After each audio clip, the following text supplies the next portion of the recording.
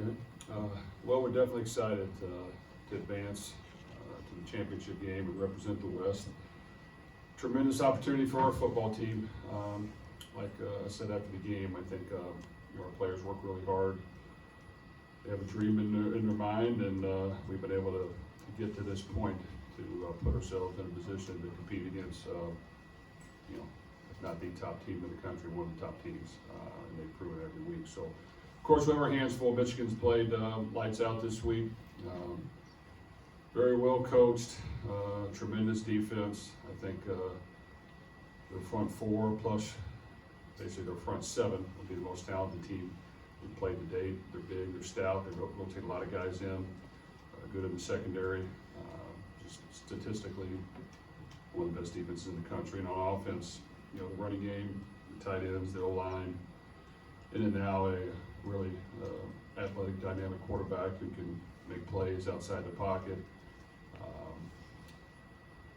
extend plays, throw the football vertically.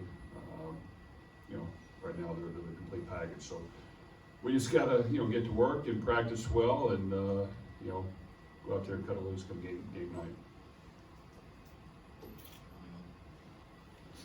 Jeff, just speak to the opportunity you got here as a program Saturday night. Well, that's the exciting thing is we put ourselves in a position for this opportunity to represent the Big Ten West, to play in the championship game, to represent this university, and this state, and go play in Lucas Oil for a Big Ten championship. So, we want to enjoy the moment that we're in right now, but at the same time, once we get back to practice, we got to get back to practicing and competing and getting better. And the only way you're going to have a chance is if you prepare the proper way. And as the week goes on, start to gain confidence and believe that you can achieve anything. And then, of course, game day, we'll just have to go up there and cut it loose and leave it all on the field and play as hard as we can. You feel like in the role of underdog, there's no pressure, you kind of play free. Do you like that role? Well, yeah, there's going to be more pressure on Michigan, of course. They've got a chance to really do something special this year. They're in a great position to do that. So for us, this is a one-game shot to play in a championship game and roll the dice and see what we can do. Can you speak to the success you've had as a head coach against top 3 ranked teams? I think you're 3-0. Here you get another crack at a team like number 2. Well, you know what? When you play those type of teams, you have a little luck on your side. You've got to play your very best. A lot of things got to go your way.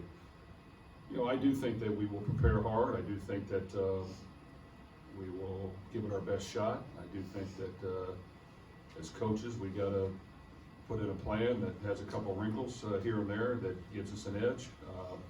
We got to figure out maybe what has slightly hurt Michigan at times on both sides of the ball and see if we can do something to take advantage of it. But of course, it's going to come down to being aggressive, making plays, executing, blocking, tackling, and then having the ball bounce our way. And of course, on any given Saturday, anything can happen. Knowing what we know about Aidan O'Connell's situation that he was dealing with on Saturday, was there ever the notion of him not even playing the game? And what do you think of the effort he gave given those circumstances? Well, things happen very suddenly. So yes, there was concern about whether he would be available to play, and understandably. So we just wanted to support him as he was going through that and be there for him, answer any questions he had. I think being around his teammates, I think it slightly helped. And then of course he had to manage all the emotions and the things that he was going through, which I can't imagine how hard it would be. So without question, I give Aidan a lot of credit. He did what he thought was best. played his heart out for his teammates, and he gave us a great effort. So, of course, he's got things he's got to deal with this week as well. But I think we'll be there to support him, and whenever we can get him back here to get back to work, we look forward to that.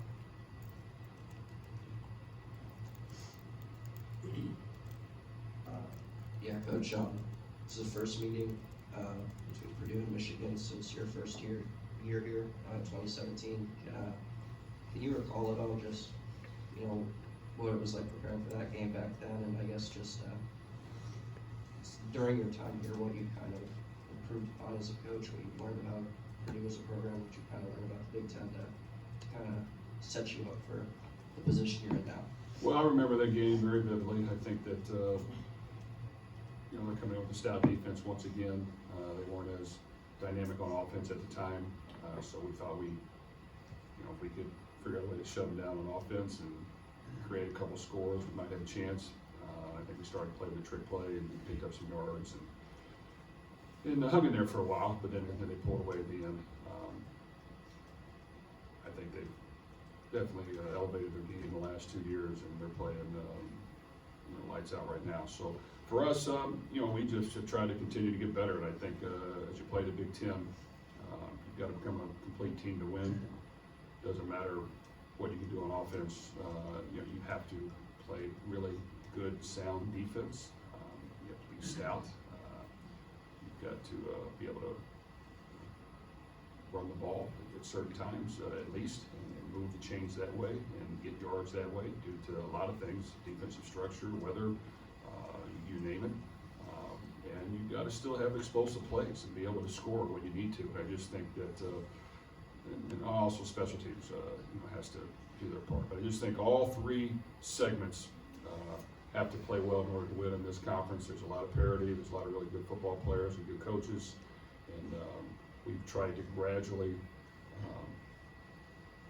help all three segments get better so that we can perform and win football games. And then, you mentioned it already, but a little bit already, the Michigan running attack. Brohm has been playing as well as any running back in the country. He's been dealing with an injury, so I'm not sure, of his status or whatever this upcoming week, but they have a backup running back in Donald Edwards that's played really well last week as well. Just what are the challenges for your defense and dealing for not one great running back, but potentially two, and how they kind of compare to some of the running backs you played this year? Well, I think both these running backs are two of the best in the country, and they've proven that week in and week out. They've got a great offensive line. They play a bunch of tight ends. They get in running sets, and then you throw them an athletic quarterback. They can pull it at any point and run. Now you got to account for him. So that creates a lot of problems, and it will be very challenging for us. So we have to figure out a way to be physical at the point of attack, put enough guys in the box to be able to stop the run, but yet you can't, abandon covering the pass, because they took advantage of that this past game against Ohio State and did a lot of big plays. That was it. That's why they were able to score a lot of points. They hit big plays in the passing game. They hit big plays in the running game. And we have to eliminate the big plays. I think if you watch Michigan's defense, and we watched a lot this morning, there's not many big plays there. So they do a great job of not allowing the big play and making you earn it and work all the way down the field. And so that's going to be a challenge for us. Continuing on their defense, they've been among the best teams in the Big Ten getting after the quarterback, but at the same time, your offensive line has done a good job protecting Aidan this season. In what aspects do you feel like your offensive line might have an edge there and trying to give you guys an advantage there offensively? Well, when you say edge, I don't know if that probably is a good word. I mean, they're very, very talented, most talented defense we've faced today. Definitely the most talented front four / front seven. So we'll have our hands full there. So we've got to be able to negate that in different ways. And that's having a balance, a mixture of getting it out quick, screen game, moving the pocket, running the ball different ways, find a way to throw it deep but protect long enough. But yes, we can't allow the sacks and the negative plays and the interceptions, and that's going to be critical for us. Other questions?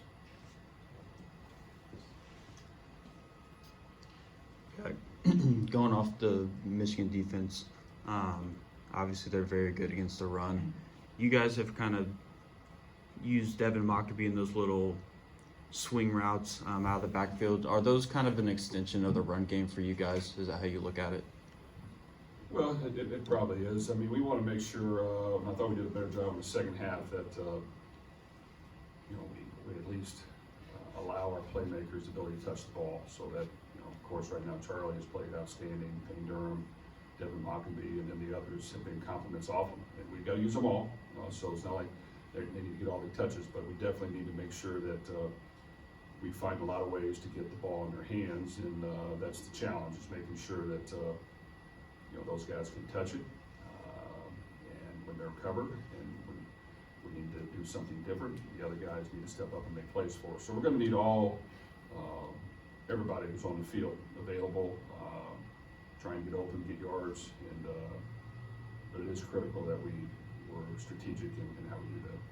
You guys have played in a lot of big games over the last few years, but nothing to this level, Big Ten championship in Lucas Oil. Do you think this environment could impact the guys in any way? Well, I don't think so. I think we have played in a lot of big games, a lot of great crowds, a lot of great venues. Now, I will say this, I took my son to the Big Ten championship game last year as a fan, and even I was shocked that every seat was taken, and it was loud. And I mean, every seat was taken. I then took him to the national championship game with Georgia and Alabama, and it was louder, more crowded than the Big Ten championship game.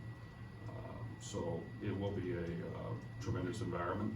It'll be a lot of fun for our players and the teams, and it'll be a tremendous amount of fun for the fans, I think, to experience a game in that venue. So of course, we'll just have to relax and cut it loose and let it all hang out.